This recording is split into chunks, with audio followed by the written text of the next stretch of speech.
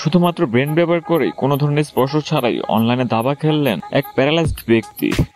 Elon মাস্কের নিউরলিঙ্ক কোম্পানিটি প্রথমবারের মতো একজন মানুষের মস্তিষ্কে সফলভাবে ব্রেন চিপ স্থাপন করেছে। এছাড়াও একজন প্যারালাইজড ব্যক্তির মস্তিষ্কের ব্রেন চিপ স্থাপনের ফলে তিনি অনলাইনে দাবা ম্যাচ খেলতেও পেরেছেন। কোম্পানিটির লক্ষ্য হলো জটিল স্নায়বিক অবস্থা মোকাবেলা করে মানুষের মস্তিষ্কের দ্বারা কম্পিউটার ডিভাইস পরিচালনা করার জন্য সংযোগ স্থাপন করা। ব্রেন কম্পিউটার ইন্টারফেস বিপ্লবের লক্ষ্যে চিপটি আবিষ্কার করা হয়। নিউরলিঙ্ক চিপটি 1024 ইলেকট্রোড দ্বারা সজ্জিত পাতলা নমনীয় থ্রেড বা সুতা ব্যবহার করে মানুষের মস্তিষ্কের নিউরন কার্যকলাপ রেকর্ড করে। পৃথক নিউরন থেকে নিউরন সিগন্যাল রেকর্ড করার পরে ডিকোড করা হয় এবং বৈদ্যুতিক উদ্দীপনার মাধ্যমে মস্তিষ্কে পুনরায় প্রেরণ করা হয়। চিপ ব্যবহারকারীরা শুধুমাত্র চিন্তা করার মাধ্যমে ডিভাইসটি নিয়ন্ত্রণ করতে পারে।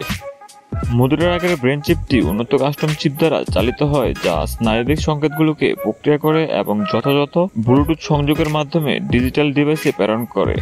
ইতিমধ্যে অনলাইনে ভাইরাল এক ভিডিওতে দেখা যায় প্যারালাইজড ব্যক্তি নুল্যান্ড আর্কাইভ প্রথম ব্রেন চিপটি ব্যবহার করে অনলাইনে দাবা খেলেছেন। তিনি সাঁতারের সময় দুর্ঘটনাবশত কাঁধের নিচে আঘাত পেয়েছিলেন এবং জানুয়ারিতে চিপ পাওয়ার অনুমতি পান।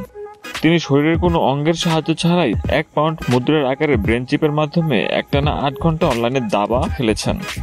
উল্লেখযোগ্যভাবে সংস্থাটি এমন একটি রোবটও তৈরি করেছে যা অস্ত্রোপচারের মাধ্যমে একজন মানব সার্জনের চেয়েও আরও নির্ভরতা এবং দক্ষতার সাথে ডিভাইসটিকে ইমপ্ল্যান্ট করতে পারবে।